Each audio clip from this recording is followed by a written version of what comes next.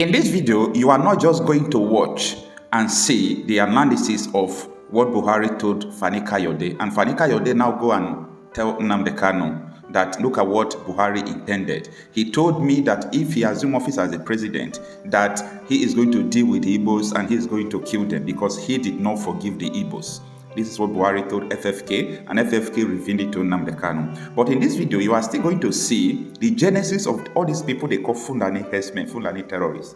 How Buhari brought them into the country. You are going to see it in this video and hear for yourself. And if you want to carry more fact checks and investigation, you can go and fact check the clips, everything. It's still on the national television. So let's dive into this video. It's all about Buhari legacies. Let me first of all say that the idea of bringing people from outside the country to destabilize wasn't, I didn't say they brought people to destabilize. What I said was that the idea, they actually brought people into the country with the intention that those people will come and vote for them. I think you understand? And they never realized, they never knew, they were never convinced that they were going to win that election because PDP was very, very strong on ground. So the fear was that they were going to lose the election. So the only thing they could do was to bring in people who could serve as mercenaries to come and win elections for them through the back door. But when the new PDP came on board and joined them and form the APC and won the election, they didn't know what to do with those people. And in the process, those people became uncontrollable. Many people are... Good afternoon, everyone. This is the continuation of the legacies of Muhammadu Buhari. In this video, you are going to watch the meeting between Fani Kayode and Nnamdi Kanu in Fani Kayode's residence. So Fani Kayode was telling Nnamdi Kanu what Buhari told him. Buhari asked him to come and join his party. He said that Buhari started talking about the issue of trust, that he don't used to trust people. Now, after that, he continued to tell him that he will never forgive Igbos, that he is going to deal with Igbos. Take a listen.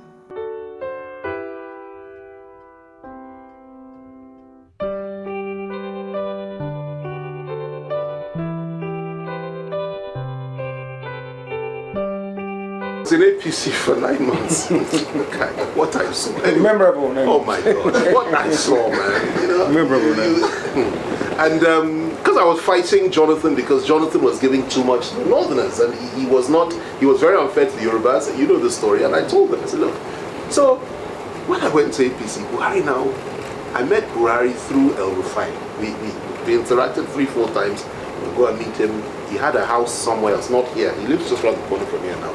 But he had a house elsewhere. We went there. So, but as time went by, he now started sending for me. So I went there with Nasser. Then one day they called and said he wanted to see me. So I said, okay, I will go. I met him at the transfer. And I got there. He said we should go inside the bedroom. So we sat in the bedroom talking. We started talking. He said, he wants to, I know his aspiration, but he has a challenge with trusting people in view of what has happened to him in the past. But that he just wants me to know that he would want me to work closely with him if he manages to win the nomination for his party, and that he likes me, I'm courageous. The Obasanjo said a lot to him about me, that once I'm on board, I will fight all the way, and he loves that. Anyway, to cut a long story short, let me tell you why I'm telling you this story. We started talking about the history and about the Igbos. You know what this man said to me? He said, they killed our leaders in the middle of the night and we can never forget it. It's a cultural problem. You can't trust them. When he was talking about trust, that's where it came up. I said, sir, they killed not just northern leaders. They killed leaders from every zone. Southwest, where I come from, yes. The Niger, the south, everywhere. Every zone, not just the north. And he said, no, he said, but we remember, we will never forget. Those words, we will never forget. And we cannot trust them. He said, it's a cultural problem. When he said this, it's sunk in. I had never seen that level of racism in any. I mean, I've been interacting with quite a few leaders.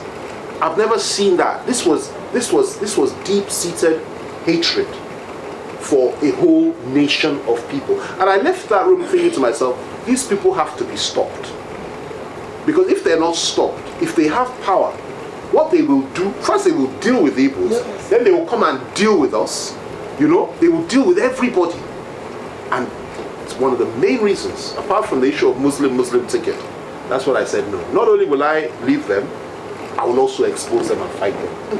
You understand there's some basic fundamental core issues that you must never compromise on. It's not about giving Nnamdi Kanu a position of SGF or position of vice president or something like that. Because if you do that, he will serve his term, then we'll be back to square one. Square zero, man. Absolutely.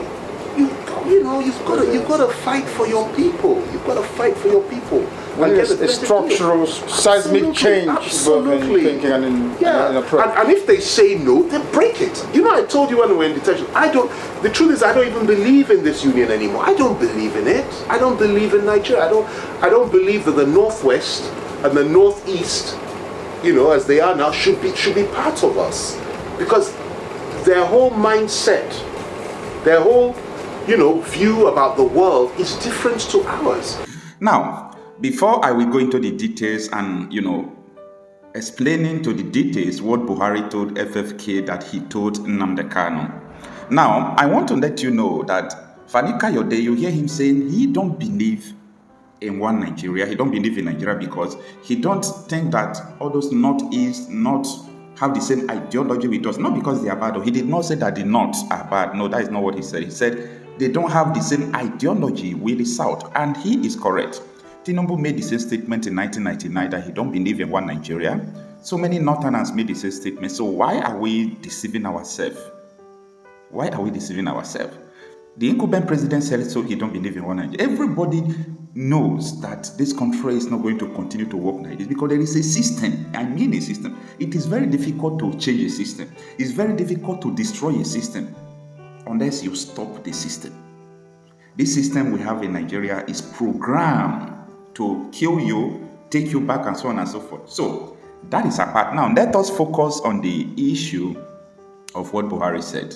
Now Buhari told Fani Kayode before his emergence as the president of Nigeria, you know that, right?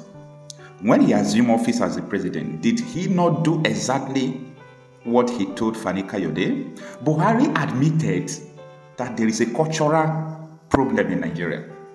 That Nigeria don't have trust. You can't trust any region. This region don't trust this region. So why are we one? Well, unfortunately, a lot of people don't see things like this. But that is the reality on ground killing you.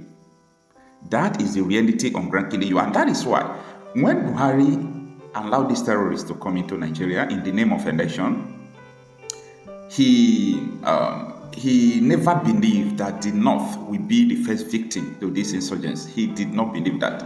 And that is why when he assumed office as the president, you know what he did? He tried to negotiate with Boko Haram. And they told him that everything is all right. Buhari rushed to BBC to tell them that Boko Haram has been technically defeated because he was relying on the agreement he had with Boko Haram. But what happened? The agreement failed, and that is where we are today. So I'm trying to tell you that, you see, everything you are seeing today is a product of what has happened before. And tell me, how can this country remain one? And these are the periods. You hear Fani Kayode talking about giving Nnamdi Kanu secretary to the government of the federation, the vice president. This was the promise they gave Nnamdi Kanu. They say that Nnamdi Kanu is truncating their plan, and they told him that, come on, can you be a vice president? Or let's give you secretary to the government of the federation. We see that a lot of your people trust you. You represent a lot of people. Let us give you this. Come to our side. The man refused. And as I speak to you today, the man is still in detention. Nigeria is beyond what you know. And Nigeria is beyond what you are seeing. The war back. For an Igbo man to survive in Nigeria, as it is currently put together, Nigeria must break. Wait, to understand we are not the same people. The North and South are not the same. The British understood. That's what they are doing indirect, and they deliberately march us so that we can continue to fight like this, and they can continue to take our resources away. To be extreme, for me, if you look at Sudan, or you have now North Sudan, South Sudan, I think we should have Northern Nigeria and Southern. Then they can practice whatever they want. There's no dialogue because they will not stop. I've told you it may take 1,000 years. They will still do it. Or if you let everybody go their way, maybe you have enough. They remain there and you have the sovereignty down south. Then you can do what you want. Or if you remain and you think you can talk to your Jersey and people that don't care about anything, it will happen. It took hundreds of years before Turkey, Constantinople, Istanbul was converted completely today. And if you look at history will tell you that you cannot assuage these people. Who owns those banks? I did a lot of research, and I want our audience to go and find out the owner of Taj. It's either we stay together or people should mind their religion and stay where they are and practice what they want. Imposing it on others is wrong. I study Islam, and I don't want to talk blasphemy here. If I start talking about Islam in the next 3 hours, we will not live here. No, we don't want you to talk blasphemy either. Every one of us must rise up. The armed forces are not neutral. They collude. They collude. They collude with the armed bandits that kill people, kill Nigerians. They facilitate their movements. They cover them. If you are depending on the armed forces to stop the killings, you will all die one by one.